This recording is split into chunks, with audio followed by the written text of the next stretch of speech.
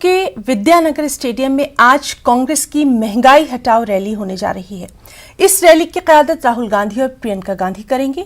कल ही कांग्रेस के तमाम बड़े लीडर जयपुर पहुंच गए हैं। इस रैली में कांग्रेस महंगाई और बेरोजगारी के मामले पर मोदी सरकार को घेरने की तैयारी कर रही है।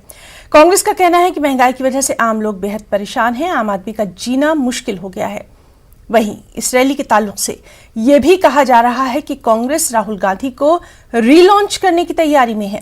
कांग्रेस का दावा है कि इस रैली में 5 लाख कारकुनान शिरकत करेंगे।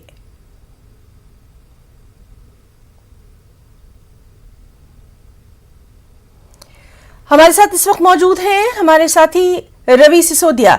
रवि, आपसे जानना चाहेंगे, बेहद अहम है कांग्रेस की ये रैली और दूसरी बात जयपुर का जिस तरह से इंतखाब किया गया है, क्या कुछ वहां पर तैयारियां?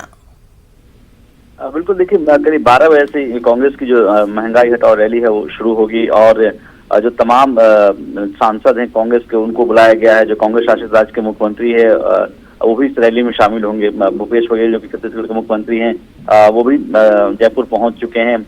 रैली को लेकर ये जरूर कहा जा सकता है कि पार्टी के अंदर एक नई जान फूंकने के लिए रैली का आयोजन किया गया। हालांकि पहले ये रैली दिल्ली में होने वाले थे, लेकिन वहां पे कोविड प्रोटोकॉल के कारण अनुमति नहीं होने की वजह से ये रैली जयपुर में हो रही है।